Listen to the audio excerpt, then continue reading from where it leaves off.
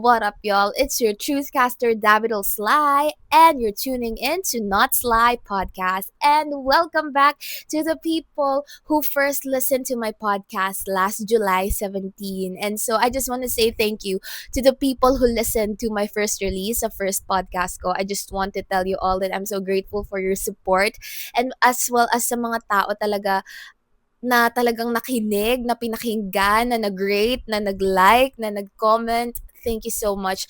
And sa mga nag-story din, thank you so much guys. I'm overwhelmed by the support that I received. I'm so grateful for you all. Sobrang blessed ko sa inyong lahat. Thank you so much for supporting this journey of mine sa pagpo-podcast. Soon enough, meron akong microphone and probably mas maayos na studio. But for now, we're here again in my room talking about something important that I believe ito talaga yung gusto din ng Lord na pag-usapan natin for today. And last podcast, we talked about an introduction kung bakit Not Sly Podcast. Sunod, a testimony of mine, and then the greatest truth in my life, which is who else? Jesus. And He saved me from all the lies. That is why I want to share to you all then yung mga truths na gusto nating pag-usapan. In this podcast, that's again what we're gonna do. Kaya siya not sly, even though my name is Davidel Sly. We're not sly because we're not gonna give in to the deceiving or comforting lies or the deception of this world or kaya yung mga cleverly deceiving na or and even problematic na ideas ng mundo na ito. We're gonna talk about that and we're gonna bring the truth to light. Yes! So today, again, as you can see from the title, I think it's pretty obvious kung ano ang ating pag-uusapan today, and it's about correction and the problem of the generations with it. So ang title natin today is Sila ba ang may problema o baka pride mo na? So, kaya ko siya tinapik kasi honestly, I'm not only going to speak to the people who have a problem with this, but also to myself because I also know that I do have a problem with correction. And so, we're gonna talk about that so that we can work on it together. So, medyo may mga real talk akong sasabihin dito, pero that's the purpose of the podcast. So, it's the purpose of this podcast. So, let's get right into it. So, first is before tayo mag-proceed and magkaroon ng mga real talk moments, unahin muna natin kung ano nga ba talaga ang ibig sabihin ng correction, no? Kasi baka mamaya magkaroon tayo ng misunderstanding dito, okay? I just want to tell each and every person who's listening to this, correction is rooted in love, okay? It's mostly rooted in love. Correction should be rooted in that because if not, what is it rooted in, 'di ba? So, and dapat yung correction, dapat rooted siya sa desire mo na mag-improve yung other person. That's correction. If one person loves you and they love you enough to correct you, that means they desire for you to improve. And ang tunay na nagmamahal sa'yo, totoong magsasabi talaga ng totoo sa'yo, 'di ba? Kasi kung mahal ka ng tao at hindi nila sinabi yung totoo sa'yo, mag-doubt ka na, baka mamaya hindi ka mahal niya, 'di ba? Pero kailangan kapag nagsasabi tayo ng um, correction, syempre, it must always be rooted in love. So, correction is not bashing or verbal abuse, just contrary to other people's belief. Kasi may mga tao kasi sa social media na nakakainis minsan. Sinasabi nila constructive criticism yung sinasabi nila, pero it's obviously degrading the other person. Magsasabi ako ng isang halimbawa, okay. I'm not being biased here or anything, but there was a time na si Dionella, he was bashed for Marilag. I'm not saying this, uunahin ko na, I'm not saying this because I'm biased, okay? I'm not saying this because I like his music. I'm not saying this because gusto ko yung song na yon, but because he had such a major backlash with Marilag. And there were people calling their comments as constructive criticism when they are degrading Dionella himself. So, bro, that's not correction, okay? Correction is not like that because ang pagbabash or ang pagbaverbal abuse is rooted talaga in something bad like pride or possibly even hatred. Actually, yun nga kaya nga nagbabash kasi parang hater ka, hate ka, and that's not okay.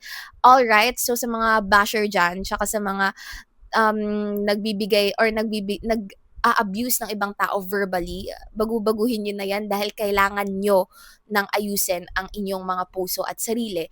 Dahil kung kayo ang nasa receiving end nung bashing and verbal abuse na binibigay niyo sa ibang mga tao, kahit kayo, hindi kayo matutuwa, right? So, if you want to give constructive criticism or correction, do it in a proper way. Do it in a respectful way. Alam naman natin kung ano yung respectful, right? Alam naman natin kung ano yung loving, di ba? Alam naman natin kung ano yung gracious, di ba? So, baka naman ayusin natin yung sarili nating mga tono at yung sarili nating mga salita.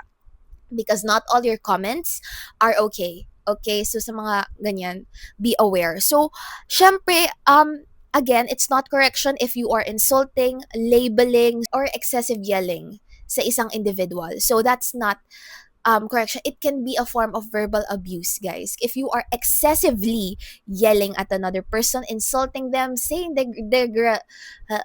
degradatory terms sa kanila, that's not correction, guys. Oh my gosh, that's not. And verbal abuse is, sabi nga sa Very Well Mind I was reading a while ago, it's a form of an emotional abuse. So, that's not correction. Okay? Ang dami ko na sinabi about it kasi gusto ko lang talaga i-emphasize yun. Kasi baka mamaya naiisip nyo na okay lang yung ginagawa nyo, and that's not okay. Okay? Other generations have anger issues and intense insecurities na na-suppress nila because of verbal abuse or yung pangbabash ng mga tao. And sometimes ang masakit pa doon, nanggagaling pa ito sa mga taong mahalaga sa kanila. So, guys, ayusin natin ang mga words natin. But yeah, so now that I made that clear, gusto ko nang i-point out yung pag-receive natin ng correction. Okay? Again, correction is rooted in love, and correction is what I'm talking about here. Not bashing, not verbal abuse. Okay? Alright. So, lahat ng generation ay may problema sa correction. I said what I said. Not only Gen Z, not only Gen Y, not only Gen Alpha, but even the older generations. We all have a big problem with correction. So, let me make this straight. Nung una, I was hesitant to do this because I'm afraid na baka sarili ko lang observation to. So, what I did is that last night, nag-search ako sa ChatGPT with the references of where they got it. And of course, I also searched on the internet kung ano ba yung differences ng mga generations. So, actually, yung observation ko, halos same na same lang. So, let's get into first kung ano yung problema ng generations sa correction. First muna tayo doon sa older generations. So sa older generations, guys, again, like what I said in the first podcast, this is not gonna be a perfect podcast. You're gonna see me make mistakes here, and this is just very raw. Okay? So anyway, punta tayo sa older generations. Ang problem is ayaw makinig kasi nga they're older and they have more experiences. So yun yung unang problem ng mga older generations like the boomers or the silent gen, ganon. Bakit? You know what, I understand naman kasi kaya ganon is because they really are older, but sometimes because they are older doesn't mean that they're always right. Kaso nga lang kasi ang problem kasi sa mga older generations is that minsan dahil nga tingin nila lagi silang tama, hindi na sila open for the corrections, and because they think that they're always right, kapag for example sabi ka lang ng something sa kanila that they don't agree with, they always think na you are bastos or mali ka palagi. Ganon. Not everything that is said to you is an attack to you personally. 'Di ba? Kaso nga lang, yun nga, problem sa ibang mga generations, inisip nila, ganito na ba talaga ang mga kabataan ngayon? Bastos na ba talaga sila? Kahit na hindi naman bastos yung sinabi ng kabataan na yun. Minsan nagsasabi lang sila ng totoo and sinasabi nila in a very respectful way. Minsan kahit super respectful na nung pagkasabi, paano ba dapat ang respeto sa inyo? Maayos naman. Yung pagkasabi sa inyo, maayos naman, and you sometimes even older generations, I think they demand like an explanation, but when the younger generations explain, galit pa rin sila or they still think that they're always right. And sometimes, again, let me tell you, not all older people I'm not generalizing. I mean, some. Marami talagang mga people na just because of their age, they always think na lagi kang tama. And especially here in the Philippine culture, we always emphasize na, alam mo yon, age, ganyan, ganyan, ganyan. I mean, tama naman yon. We have to respect the older people, the ones who've gone ahead of us. But, syempre, it doesn't mean na perfect na ang ating mga older generations. So, yun yung unang problem sa ating mga older generations. We respect them, of course. Sa mga mas batang nakikinig, let's respect the people who are older than us. We should, okay? Hindi valid ang pambabastos. Naintindihan? Hindi ko kayo tinuturuan ng pambabastos dito. I'm saying lang that some of our older people talaga have a struggle on listening because yun nga, they think lagi silang tama. So, ayun. Second naman tayo, dun tayo sa mga nasa middle, and those are the millennials. Actually, nung sinearch ko nga sa ChatGPT kung parehas ba kami ng observation, parehas si ChatGPT sa observation. Tama kami talaga, as in super same, pero meron lang inad si ChatGPT sa millennials. And same lang din, kaya nila ayaw makinig, usually sa mga younger people, no?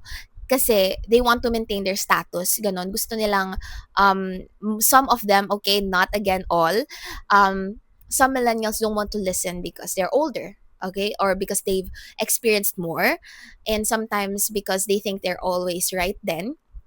Pero even when it comes to older people, some of them, actually na-realize ko to kasi I've been with some millennials as well. And napansin ko nga na totoo rin to for some, okay? That minsan, even sa people who are older than them, they are very judging or overly critical sa mga sinasabi sa kanila.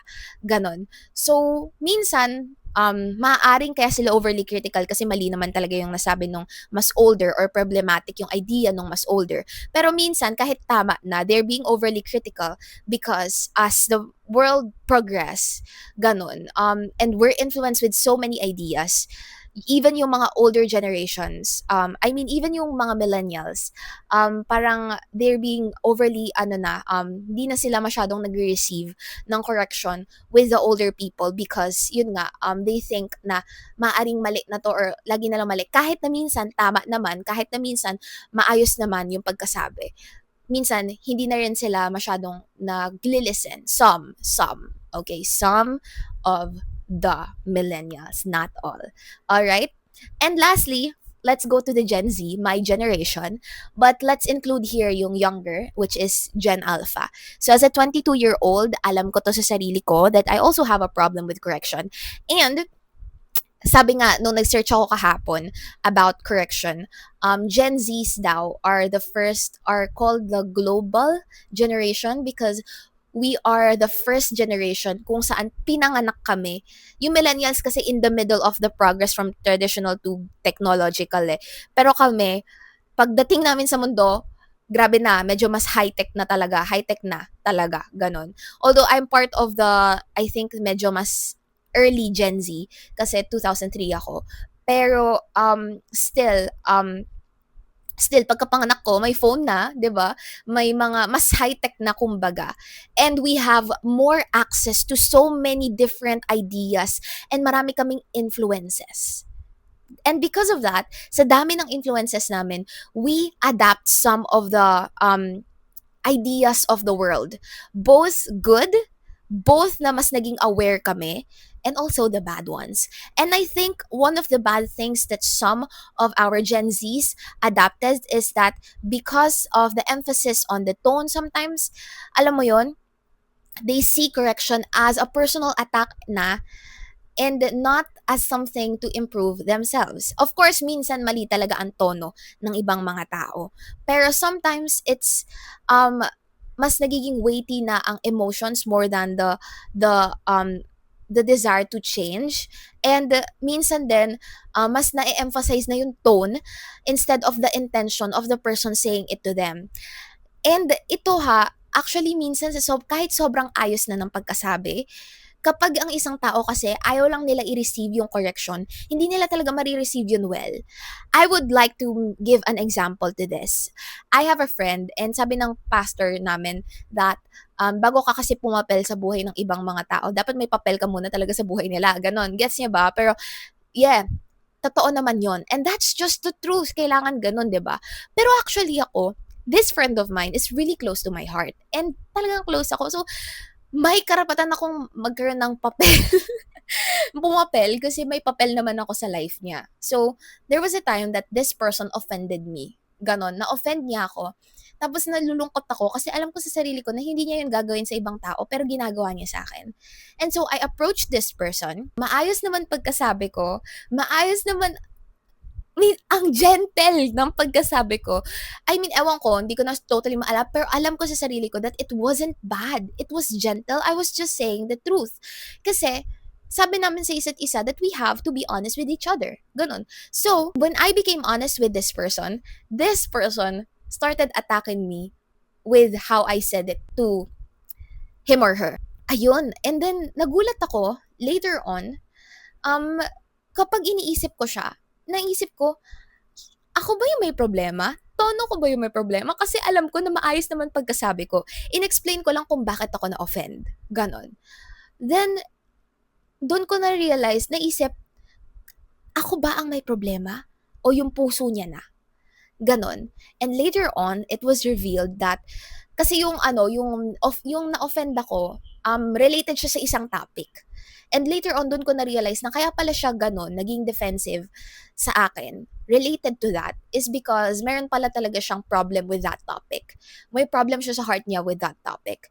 And dahil doon, na-take niya yung correction ko, kahit na gentle naman yung pagkasabi ko, in a bad way, kasi meron pala talaga siyang problem with his or her heart.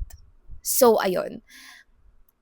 So, ayun, minsan, yung may problem tayo sa heart natin, kaya hindi natin na-accept yung correction ng maayos.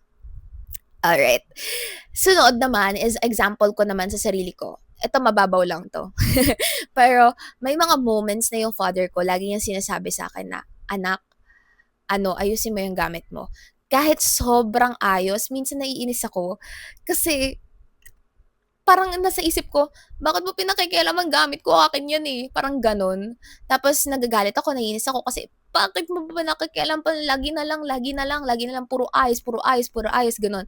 Kasi ako kasi as a person, medyo I'm in the creative side of things. I can work kahit magulo yung gamit ko. Kasi mas nakikita ko yung mga gamit ko if nakascatter. And so, nagagamit ko siya.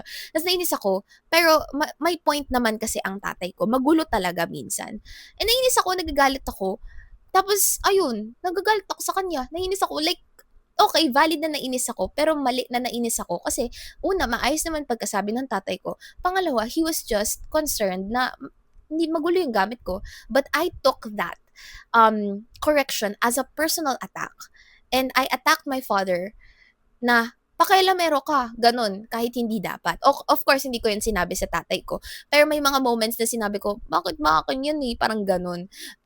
Pero ayun, hindi yun tama, guys. Hindi ko kayo tinuturuan ng mali, tinuturuan ko kayo ng tama. At right now, I'm admitting to you that I did wrong.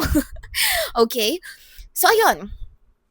The problem is we attack the tone, pero what we do not know is baka puso na natin mismo yung may problema. Baka pride na pala ang issue at hindi na pala yung mga sinasabi ng tao. Because kahit maayos yung pagkasabi sa'yo, kung lahat titignan mo as a personal attack at consumed na ng pride ang heart mo, makikita mo talaga na yung correction is a bad thing.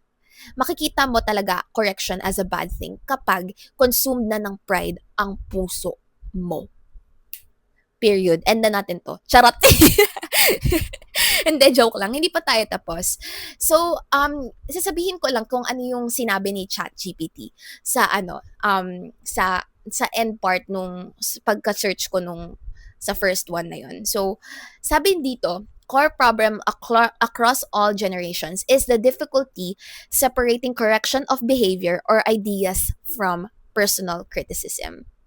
So ayun, we always view something as a personal attack. Not just Gen Z, but also sometimes millennials and the older generations like the boomers. We always think na, bastos ka, ganyan-ganyan, kahit maayos na ang pagkasabi sa'yo. Or kaya, ano ba yan? Di naman totoo yan, kahit na maayos naman din. At totoo naman yung sinasabi sa'yo. Because we always think that we're always right. And that's wrong. 'Di ba?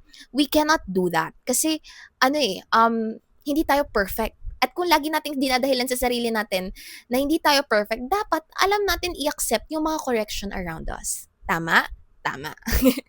So, ayun, there are other contributing factors daw as to why nahihirapan tayo mag-accept or we're resistant to correction. Sometimes poor kasi talaga ang communication styles. Tulad nga ng sabi ko, minsan hindi tama yung pagkasabi. Minsan bluntness or indirectness. Minsan naman lack of emotional intelligence in delivering feedback or receiving feedback. So, hindi lang sa pag-deliver ng feedback yung may emotional intelligence, pati na rin yun sa pag-receive natin ng feedback. We also have a problem with that. So, ayun. That's it for for that part. But again, before we proceed to the part wherein we will talk about how to handle or how to accept correction properly, again, I just want to emphasize na lahat talaga ng problema ay lahat talaga ng generation, lahat ng henerasyon as in may problema sa correction. At I dare say, not only correction, but also emotions. Okay? Kasi nga, minsan weighty on emotions lang bawat isa, not just Gen Z. Alright? Just because, and I just also want to emphasize this, just because you're older doesn't mean you're always right. Because if you think you're always right, talagang malaki ang problema ng puso mo.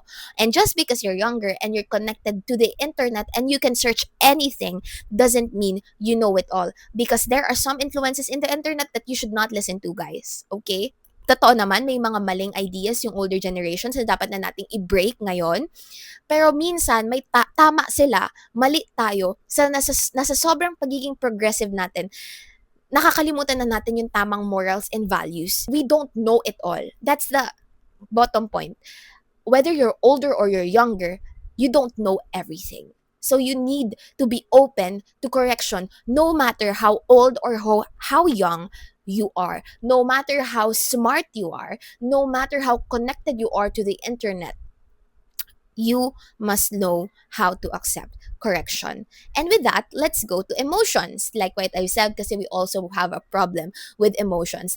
Oh guys, sa mga nagsasabi na habaan ko yung podcast ko, ito na ha, ang haba na 24 minutes na sa end ko, sana hindi Anyway, emotions. Let's go to emotions. Again, lahat ng generations may problema sa emotions. Kasi minsan inuuna ang emosyon sa reaksyon. Sa pagre-react, I mean. So, ayun. Bakit may problem sa mga emotions? Some of the people, just some older generations, just explode whenever they are saying things. Alam mo yun, parang may problem talaga. Although gets ko naman kasi yung iba kasi from the World War II, ganyan-ganyan, gets naman natin kung bakit. Kasi they live in those eras. Pero, ayun nga, problem din talaga yun emotionally na kailangan makontrol.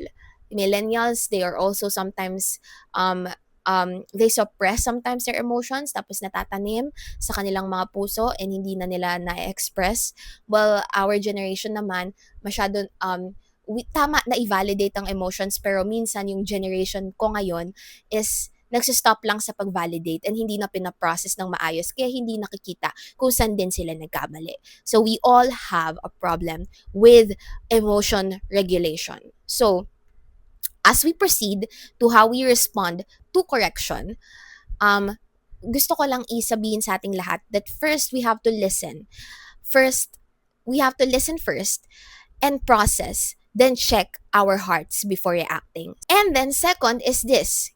Alam nyo guys, kapag pagod kasi tayo, minsan nakikita natin talaga yung mga bagay-bagay in a bad light. O just the other day, pinagsabihan niya ako ng maayos, as in super ayos ang pagkasabi sa akin ng tatay ko. Pero dahil super pagod ako from OJT, ayun, nainis ako, nagalit ako, ganun. And hindi maayos yung pagkasabi ko sa tatay ko.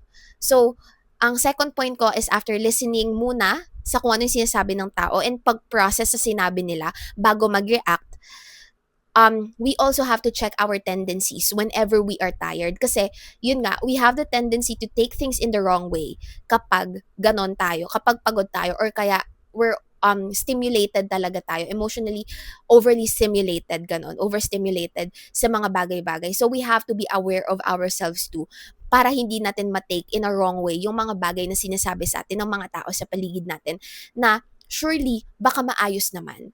Lalo na kung mahal ka nung tao, nagsasabi sa'yo, surely maayos yung intention kung bakit nila yun sinabi sa'yo. 'di ba? And third is never respond with your emotions. Eh, paano yun? Baka sinasabi mo, paano ako hindi mag-respond sa emotions ko with my emotions? So, we have to regulate our emotions well, like what I have mentioned a while ago. And sabi ko nga sa Gen Z, ang problem ng Gen Z is sometimes we stop with validating. But that's just the first process. So, how do we regulate our emotions properly whenever um, we are receiving correction? So, halimbawa sabihin natin, yung boss mo, ganyan, pinagalitan ka kasi, or kaya pinagsabihan ka kasi hindi maganda or hindi daw maayos yung gawa mo. Okay, so first is, nais ka, that's valid, and you have to acknowledge what you felt. Don't suppress it, kasi valid yan. Okay? Valid yung naramdaman mo. Totoo yan eh. That's the truth. That's what you felt. So that's true. Pero, we don't stop there. You have to process it pa. Process mo, i-reflect mo kung ano yung sinabi sa'yo. Totoo ba na pangit yung gawa ko? Hindi ba maayos yung gawa ko talaga? Or is there something that I could improve? Paano ba sinabi sa akin? Baka maayos naman. Or kaya galit ba siya nung sinabi sa akin? Well, baka may reason kung bakit. Baka hindi kasi talaga maayos yung gawa ko. And maybe I have to check again. And you have to check again what you felt and what they said. Because let me tell you this is also for the younger people. Just because what you feel is valid doesn't mean it's right. Halimbawa lang, tulad ko kanina, let me cook. Wait lang. Okay? Let me cook. Wala naman akong dito pan, pero but seriously speaking, sama natin si CCO here. Seriously speaking, 'di ba, my dad nung nakaraan is nag-ano siya, nag pinagsabihan ako na ayusin ko yung gamit ko, tapos nagalit ako. Tapos maayos naman pagkasabi niya sa akin. Ang ayos na, ganun. Pero anong ginawa ko, nagalit ako. Valid yun na feel ko, totoo yun eh, acknowledge ko dapat yun. Pero, hindi tama na nagalit ako. Kasi sinasabihan niya lang naman ako na maayos. And totoo naman na magulo ang gamit ko. So, tapos, nakakalat na lang naman na. So, dapat mag-respond ako properly. And i-check ko and i-process ko and i-realize ko kung tama ba talaga ang tatay ko at mali ako, or tama ako or mali siya. And if tama siya, then that's where I need to check what to do o anong gagawin ko. Kasi kapag na-process mo na, doon naman nalalabas kung ano yung tamang gawin, di ba? Kasi doon mo na may isip, level-headed ka na nun eh. So makikita mo na kung ano yung tamang gawin. How will you respond to that situation? Pinagalitan ka ng boss mo, or pinagsabihan ka ng boss mo, or ako pinagalitan ako ng tatay ko, how will I respond? Should I talk to my dad? Ayusin ko na lang ba gamit ko? Should I just stay silent? Kaya ganun din in every situation of your life. Doon mo, kapag once na na-process mo na, you will also know what to do na. Halimbawa, ganun nga. Ganun din yung ginawa ko sa friend ko nun eh, nung na-offend ako. So, pre-process ko muna yung naramdaman ko bago ko siya kausapin. Kaya alam ko talaga na maayos naman yung pagkasabi ko kasi pre-process ko muna before I say it. So, yon. So, you have to check what to do right after, right? So, if nakita mo namang tama sila, then maybe it's time to accept the correction that you receive. You know, sometimes kasi sa sobrang pasaway natin, deserve talaga natin mapagalitan. Pero syempre, again, for the parents, for the people around us, whenever we are correcting someone, wag tayo, hindi necessary na magsabi pa ng mga degradatory words, okay, degrading words. We just attack what they did, that was wrong. Ganon. Minsan deserve natin mapagalitan. Pero minsan, hindi naman kailangan sumigaw. I mean, as much as possible, bakit kailangan ba talaga sumigaw? Hindi naman, pwede namang mag-correct gently. Now, if talagang deserve talaga dahil sobrang sama, then wag naman nating sabihan ng wala kang kwenta. Hindi naman totoo yun, guys. Wag naman nating sabihin yun sa mga tao sa paligid natin. So, dapat ayusin pa rin natin yung mga bagay na sinasabi natin. Kasi talagang masasaktan yung tao na kinokorek mo kapag ganun yung sinabi mo. 'Di ba?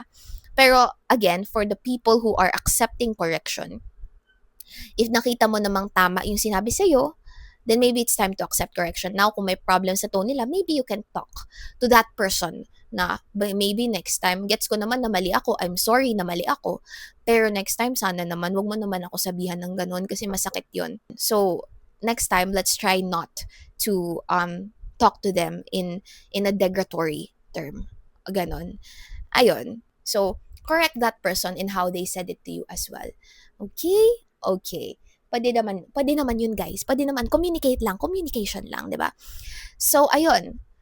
There's a verse in the Bible that I really love. I don't know what you believe in, but I'm just gonna share it here. Sabi dito, in Hebrews 12:6, "For the Lord disciplines the one He loves, and chastises every son whom He receives." So, yon yung Hebrews 12:6. The Lord loves to correct the people He loves. Kaya ako, every time na kinokorrect ako ng Lord, through His Word, and even through the people around me, it just reminds me that the Lord loves me. And ganun din yung mga tao nagko-correct sa atin. The reason why they are correcting us is because they love us. So, wag sana nating i-take palagi yung mga correction nila as something na masama. I-process mo muna bago ka mag-react. Then and there, you will know kung bakit nila sinabi yon. Baka kasi mali ka talaga. Don't always see yourself as someone who's right because you're not always right. As you always claim that you're not perfect, then you must also receive that you should be corrected. So yun, I am bringing to light today any pride that is in our hearts. Let's lay it down and let's try our very best to respond properly and to accept correction with humility. Hindi laging tono or hindi laging iba ang may problema. Minsan, puso na natin ang may problema. That is why we need to make sure that we know how to admit to ourselves that there is something wrong. And ayun, I'm inviting you again to accept and be humble. Because if you can't accept correction, then there's something wrong with your heart. But just because something is wrong doesn't mean na wala ng pag-asa ito makorek. May pag-asa, no? That's why you're here. You're probably here because you need to hear this.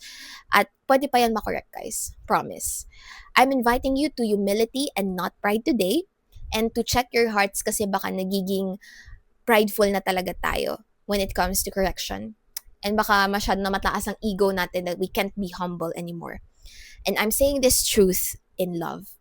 Baka ma-pride ka na at ayaw mo na mag-accept ng katotohanan, ng correction. Baguhin natin yan. And I hope that you are corrected by this podcast. Di ba? I hope that you are corrected by this podcast.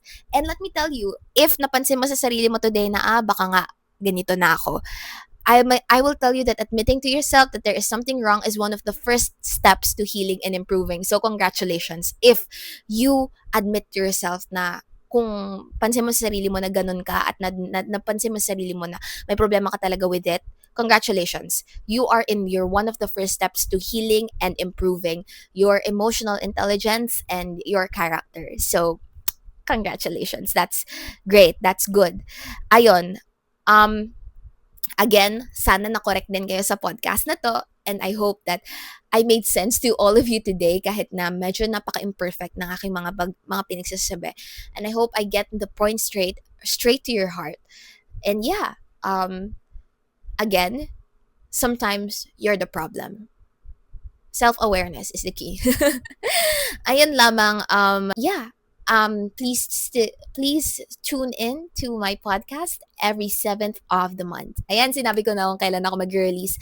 Every 7th of the month, I will be releasing a new episode of my podcast. So thank you for tuning in to Sila Ba Ang May Problema o Baka Ang Puso Mo Na?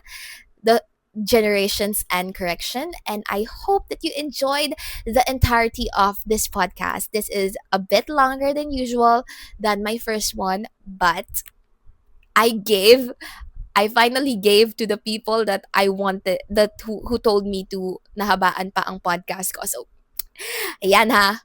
I think naka 40 minutes na ako. But yeah, thank you so much again for tuning in, everyone. So, let me tell you again before I end, mahirap maging liwanag sa mundong malilim, pero kahit ganon, magliliwanag pa rin. At tunay ngang katotohanan at liwanag ang aking bitbit. Kaya naman again, my name is Davidol Sly, and wherever I go, I carry light. See you again on the next episode of Not Sly Podcast. I love you guys. See you September 7. Bye!